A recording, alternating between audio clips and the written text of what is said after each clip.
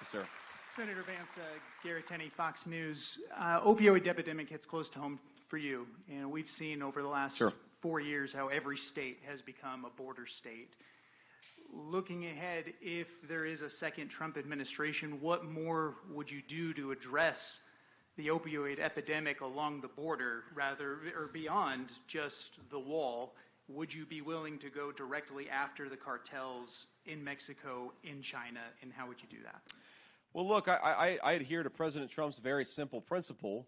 Kamala Harris wants to let the Mexican drug cartels do whatever they want and go to war against American law, empower American law enforcement, and go to war against the Mexican drug cartels. It's one of the biggest terrorist organizations in the entire world.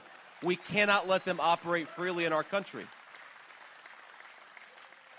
And the other thing that's driving the fentanyl problem, and you're right, I've been affected by this very personally. And so when I think about this issue, I think about all the kids that are praying at the bedside of their mom or dad because their mom or dad just had an overdose. Because I was that kid at one point in my life, and I was very lucky because my mom woke up and we got a second chance with my mom, and she's been clean and sober for almost 10 years. And what a great thing that is. What a great grace. And Mom was going around the campaign trail with me actually the last couple of days. She had a very good time. And, again, I would not have had that second opportunity with my mom if the poison that's coming across today was coming across 15 years ago. We would have never gotten that second chance. And that's what I want.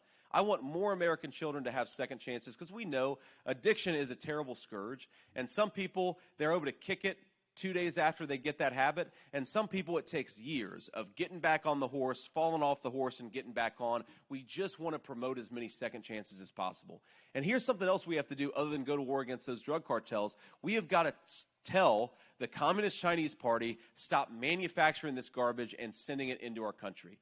And one of the things that Donald Trump doesn't get nearly enough credit for, and there's a lot of things, but towards the end of his last term, he was on the cusp of striking a huge deal that was going to shut down fentanyl manufacturing in communist China, would have saved hundreds of thousands of American lives, and Kamala Harris let that languish. Instead of fighting for Americans, she continued to allow the communist Chinese to make this garbage.